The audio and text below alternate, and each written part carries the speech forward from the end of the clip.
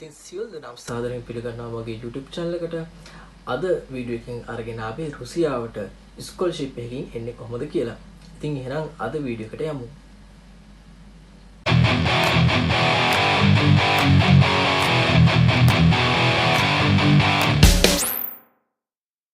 මම රුසියාවට ආවේ ස්කෝලර්ෂිප් එකකින්. ඒ ස්කෝලර්ෂිප් එක ඔන්න ඕගලන්ට ඇප්ලයි කරන්න අවස්ථාව ලැබිලා තියෙනවා. ඇප්ලිකේෂන් ඕපන් වෙලා තියෙනවා. ඉතින් ඒ ගැන ඕගොල්ලෝව දැනුවත් කරන්න තමයි මේ වීඩියෝ එක මම කරන්න කියලා හිතුවේ.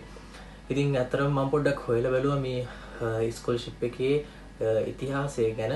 ඉතින් මේක අපේ රුසියානු ශ්‍රී ලංකානු එම්බසි වෙබ් පිටුවේ තියෙන විදිහට සෝවියට් රුසියානු කාලේ ඉඳන් අවුරුදු 61ක විතර කාලයක ඉඳන් අපිට මේ ස්කෝලර්ෂිප් ලංකාවට හම්බ වෙනවා.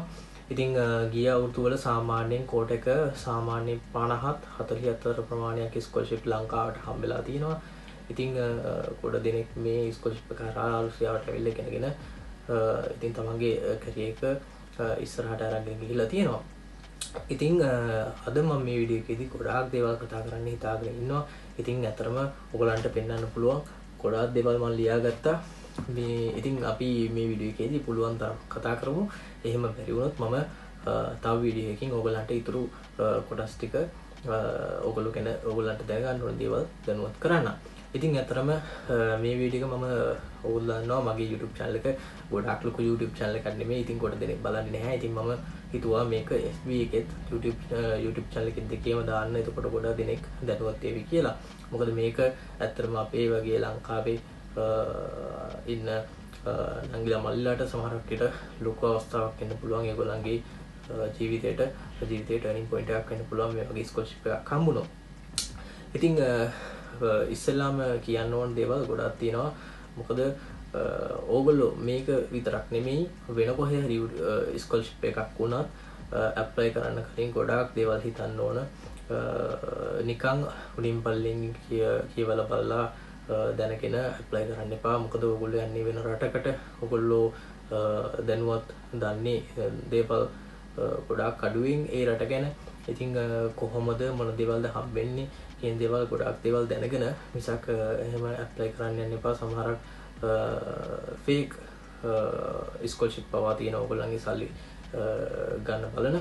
ඉතින් ඒකින්ද බොහොම පරිස්සමෙන් තමයි ස්කෝලර්ෂිප් එකට ඇප්ලයි කරන්න ඕන.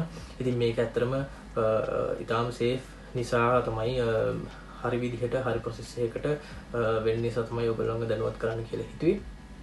ඉතින් මේකෙදී කවුරුත් ඒජන්සි වලට ඒජන්ට්ලට කාටවත් අපි සල්ලි ගෙවන්න ඕන නැහැ. ඇත්තටම මේ ස්කෝලර්ෂිප් එකේ ඔයගොල්ලෝ අතට ඉන්විටේෂන් එක හම්බෙන තැන වෙනකන් රෂියන් කල්චරල් සෙන්ටර් එක හරහා තමයි සියලුම ඇප්ලිකේෂන් එකේ ප්‍රොසෙස් එක ඒ වගේ දේවල් හැමදේම වෙන්නේ.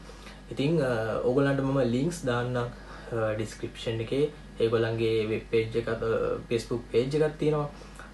ඊගාවට WhatsApp group එකක් ඒගොල්ලෝ හදලා තියෙනවා.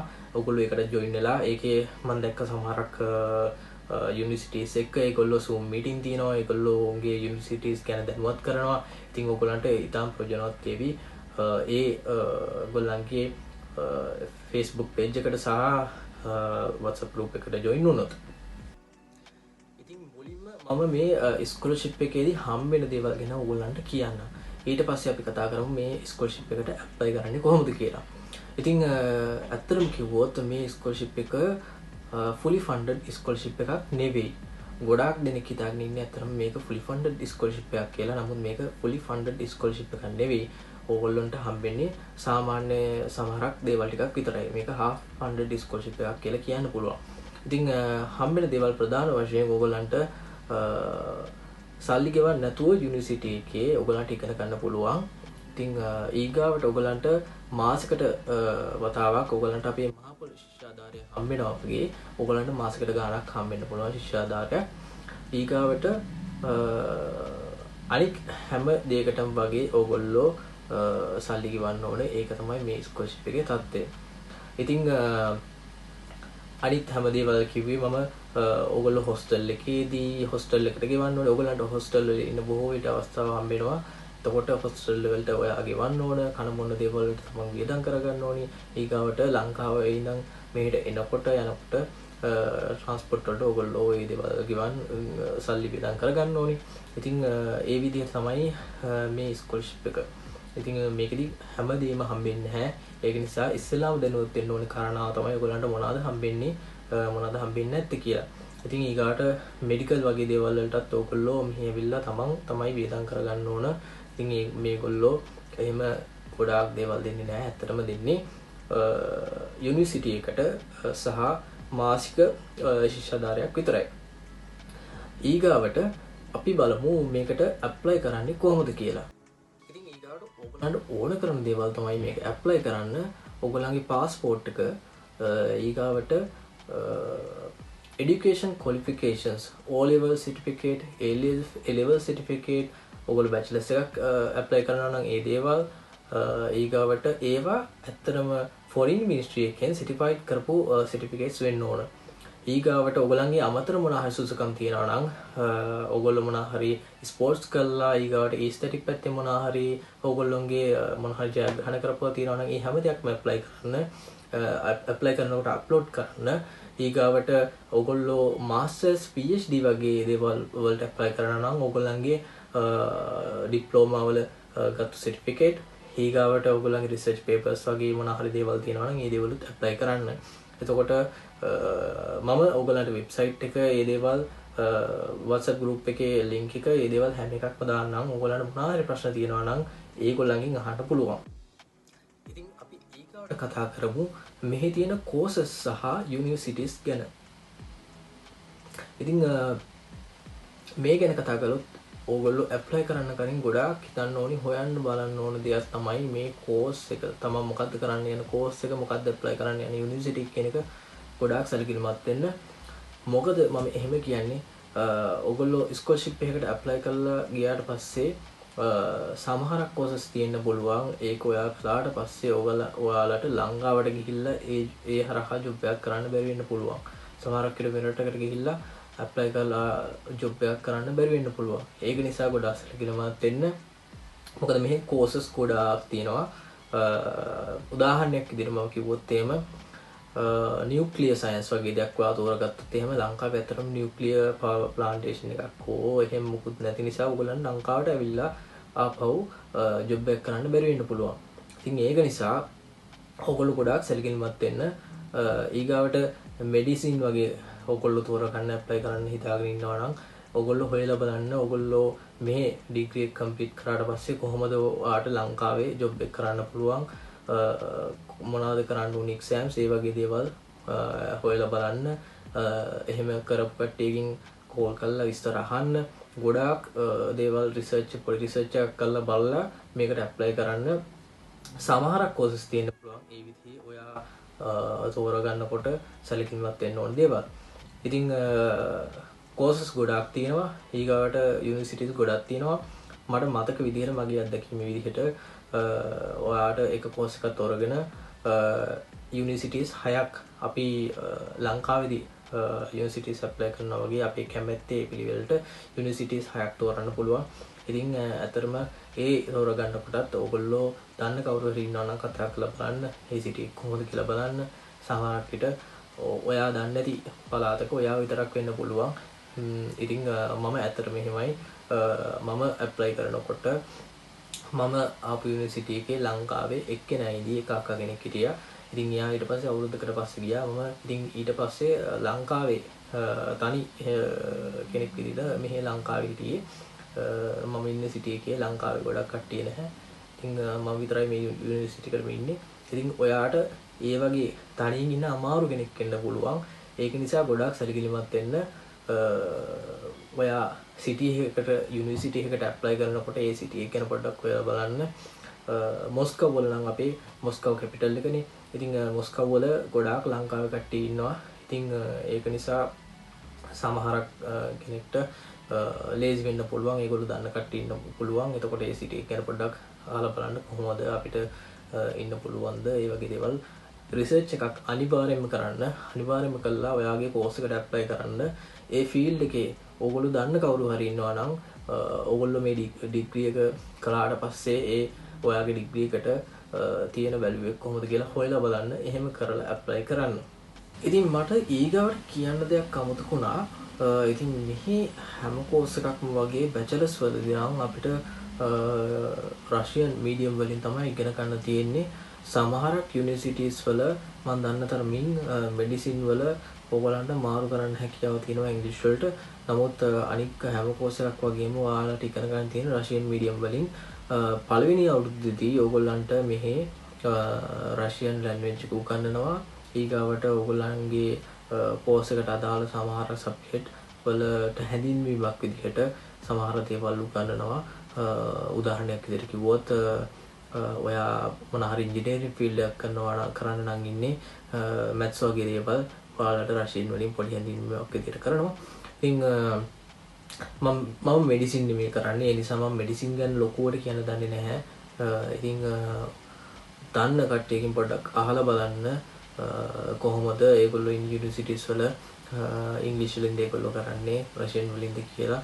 ඉතින් මෙහි මම දන්න ෆොරිනර්ස්ලා ඉන්නවා. ඒගොල්ලෝ PhD වලට මාස්ටර්ස් වලට නම් ඉංග්‍රීසි වලින් ඇප්ලයි කරලා ඇවිල්ලා ඉංග්‍රීසි වලින් කරනවා. නමුත් බැචලර්ස් වලට නම් මම දන්න කවුරුත් හම්බෙලා නැහැ ස්කෝලර්ෂිප් එකකින් ඇවිල්ලා ඉංග්‍රීසි වලින් කරන කට්ටිය. ඉතින් ඒ සම්බන්ධව අනිවාර්යයෙන්ම දැනුවත් වෙන්න.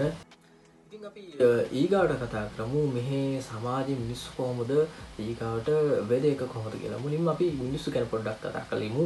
ඉතින් ඔයගොල්ලෝ දන්නවා මෙහි ඉතින් සීත රටක් අපේ ලංකාව වගේ මිනිස්සු දැක්ක ගමන් හිනා වෙන්නේ නැහැ. මිනිස්සු ටිකක් රෝගෙන වගේ තමයි ඉන්නේ. ඉතින් හැබැයි එහෙමයි කියලා මිනිස්සු නරක නැහැ. ඇත්තටම ඔයගොල්ලෝ දන්නවා ඕනම රටක හොඳ මිනිස්සුත් ඉන්නවා නරක මිනිස්සුත් ඉන්නවා. ඉතින් එහෙමයි කියලා මෙහි මටවත් මම එළ මෙහි අවුරුදු 3ක් වෙනවා. ඉතින් මට කිසිම හානියක් වෙලා නැහැ මිනිස්සුන්ගෙන්. මටවත් වෙන ෆොරින කෙනෙක්ටවත් මම දන්න වගේ යාළුවෝ ගොඩක් ඉන්නවා. ඒගොල්ලන්ටවත් කිසිම හානියක්වත් එහෙම කරදරයක්වත් වෙලා නැහැ මේ මෙහෙදි. ඉතින් ආරක්ෂාව සම්බන්ධයෙන් කිසිම බය වෙන්න දෙයක් නැහැ. ගෑල්ලමෙක්ට උනත් එකට දෙකට උනත් පාරේ යන්න පුළුවන් කිසිම හානියක් වෙන්නේ නැහැ. ඒ සම්බන්ධව මට එහෙම කියන්න පුළුවන්. ඉතින් ඒගොල්ලොත් එක්ක සුහදශීලී වුණාම වැඩ කරනකොට යාළු වුණාම ඒගොල්ලෝ හරිම හොඳයි. අපි වගේම තමයි.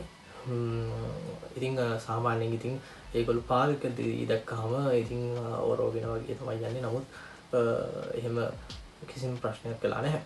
ඉතින් ওই වගේ තමයි මිනිස්සු ගැන අපිට කියන්න තියෙන්නේ. ඉතින් වෙදෙක් ගැන කතා කරනකොට ඕගොල්ලෝ අනිවාර්යයෙන්ම සැලකිලිමත් වෙන්න ඕනි වෙදෙක් ගැන. නම් මොකද රුසියාව කියන්නේ ඔයගොල්ලෝ දන්නවා ඉතාමත් සීතල රටක්.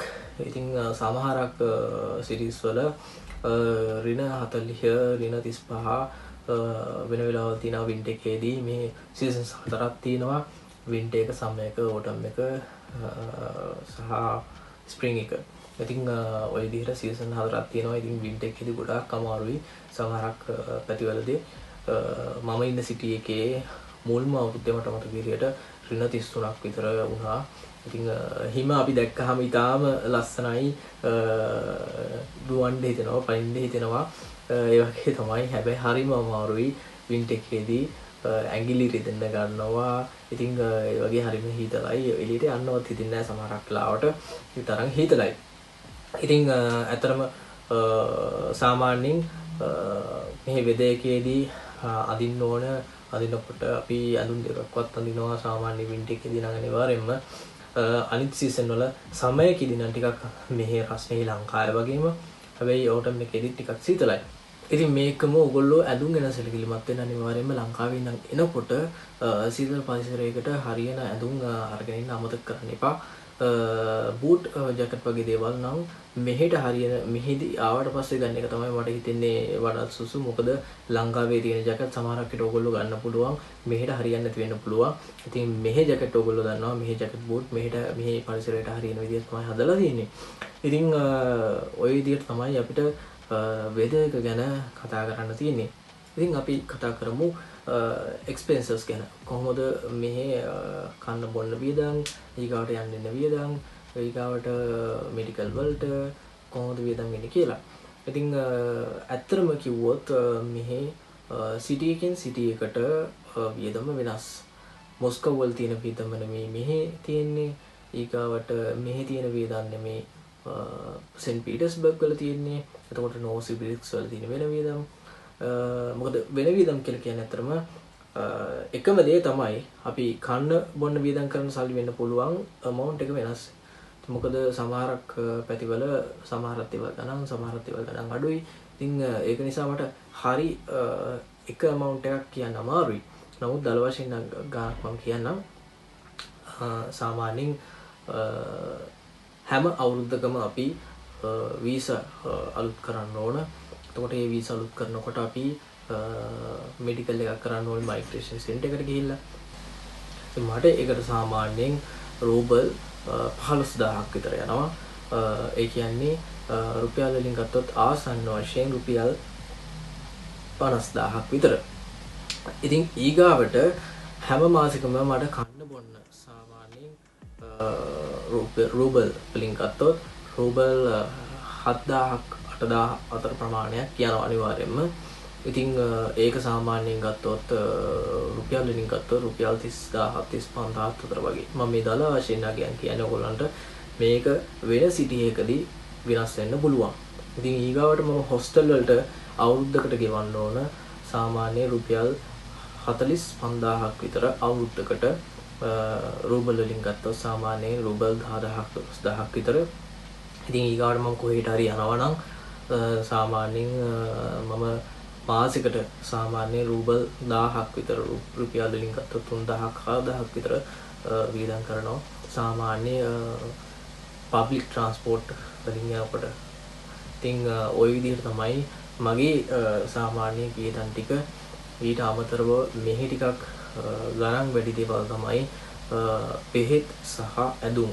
ඉතින් බෙහෙත් ටිකක් මෙහි ගණන් වැඩි. ඕගොල්ලෝ හැම අවුරුද්දකම ඉන්ෂුරන්ස් එකක් දාන්න ඕන. මෙහි මෙඩිකල් ඉන්ෂුරන්ස් එකක් දාන්න ඕනේ හැම අවුරුද්දකම.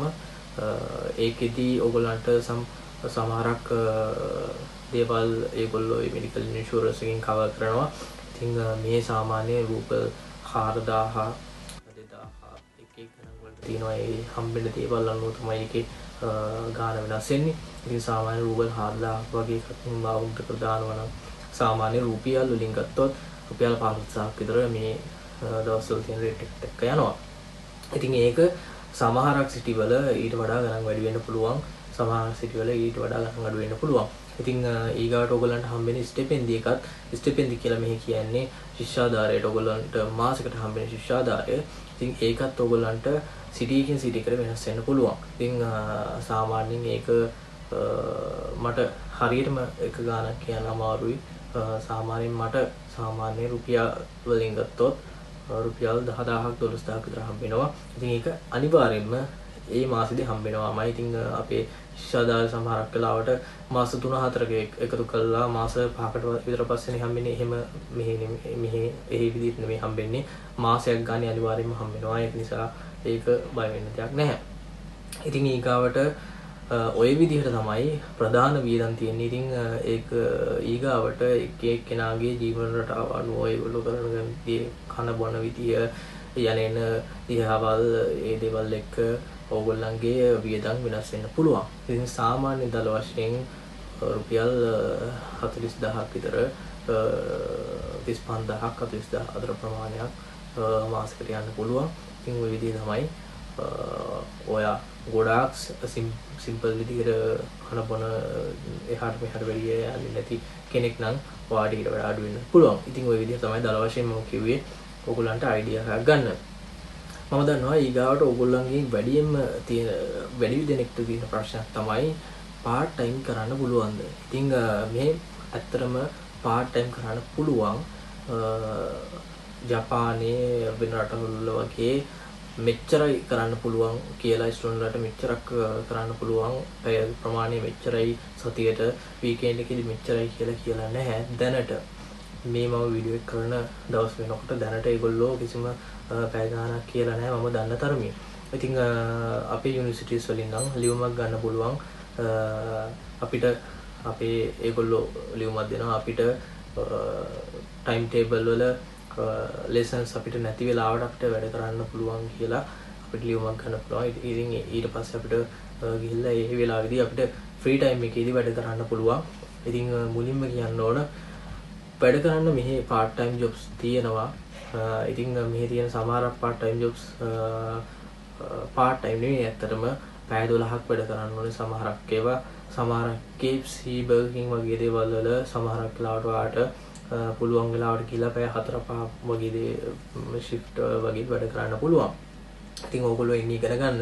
ඒක නිසා ප්‍රධාන කාරණාව ඕගොල්ලෝ ඉගෙන ගන්න තියෙන්නේ. ඒක නිසා ඒක අමතක කරන්න එපා.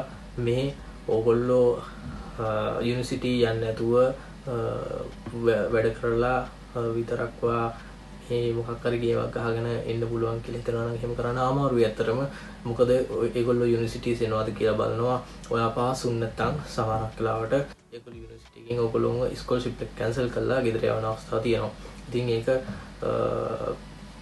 ගොඩාක් සැලකිලිමත් වෙන්න ඕන දෙයක්. ඉතින් ඕගොල්ලෝ ජොබ් එකක් කරන්න හිතාගෙන මේ රට පයින්න ඕනේ කියලා හිතාගෙන ඉනවා නම් ඒක මේ ටිකක් කරන්න අමාරුයි ඇත්තටම.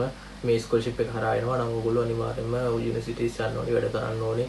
ඒ අමතරව ඔයාලට part time එකක් කරලා යම්සි ගාණක් වා ගන්න පුළුවන් ඇත්තටම. හැබැයි ඉතින් ඒක මහ ලොකු ගාණක් නෙමේ. ඕගොල්ලෝ හිතනවා නම් කොරියාවේ ගිහිල්ලා වැඩ කරලා හම්බ කරනවා වගේ වෙන රටක ගිහිල්ලා යුරෝපය වගේ වැඩ කරලා හම්බ කරනවා වගේ ලොකු ප්‍රමාණයක් ශ්‍රොන්ලට ගන්න පුළුවන් කියලා හිතනවා නම් එහෙම එච්චර ප්‍රමාණයක් ගන්න අමාරුයි ඇත්තටම. යම්කිසි ඕගොල්ලෝ වැඩ කරන ප්‍රමාණය අනුව ඉතින් යම්කිසි තල වශයෙන් කිව්වොත් රුපියල් 75000 80000ක් වගේ ප්‍රමාණයක් part time කරලා ඕගොල්ලන්ට හොයාගන්න පුළුවන් අවස්ථාවක් තියෙනවා. ඉතින් අනිවාර්යයෙන්ම ප්‍රධානම කාරණාව ඕගොල්ලෝ යුනිවර්සිටි එකේ අනිවාර්යයෙන්ම exam pass වෙන්න ඕන. ඊගාට lessons වලට යන්න ඕන. ඉතින් එහෙම ඒගොල්ලෝ බලනවා. එහෙම ගිහින් නැතුව ඕගොල්ලෝ fail වුණොත් exam fail වුණොත් එහෙම ගොඩාක් එක දිගට fail වෙනවා නම් ඒගොල්ලෝ අයින් කරනවා. ඒක නිසා ඒකත් අනිවාර්යයෙන්ම ඔළුවේ තියාගන්න. මේ රුසියාවේ ස්කෝලර්ෂිප් එක ඇප්ලයි කළා තේරිලා ආවොත් එහෙම අනිවාර්යයෙන්ම මේ යුනිවර්සිටි එකට අනුව ඔයගොල්ලෝ වැඩ කරන්න. මොකද සමහරක් යුනිවර්සිටිස් තියෙනවා ඒගොල්ලෝ ගොඩාක් tough.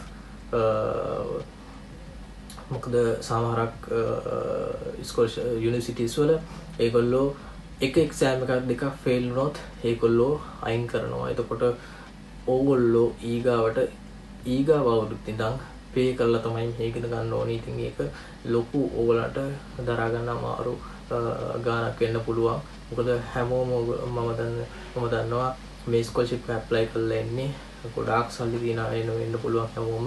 ඉතින් ඕගොල්ලන්ට ඒක දරා ගන්න අමාරු ප්‍රමාණයක්. සමහරක් විට රූබල් ලක්ෂ 2.5ක් විතර සාමාන්‍යයෙන් රුපියල් වලින් ගත්තොත් රුපියල් වලින් ගත්තොත් ලක්ෂ 8ක් 9ක් 10ක් විතර සමහරක් විට ඕගොල්ලන්ට අවුරුද්දකට සමහරක් විට සෙමෙස්ටර් එකකට ගෙවන්න වෙන්න පුළුවන් සමහරක් කොර්සස් කරනකොට.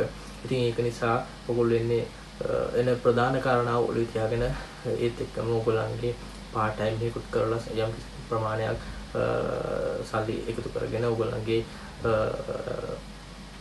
ස්ටඩීස් වලට ඒ වගේ දේවල් වලට ගත්තට කිසිම වැරද්දක් විදිහට මම දකින්නේ නැහැ. මොකද එහෙම නැතුව අමාරුයි අතරම සමහරක් වෙලාවට part time කරනකොට ආගේ ස්ට්‍රෙස් එක රිලීස් වෙනවා. ඕගොල්ලන්ට මෙහි භාෂාව හුරු වෙනවා.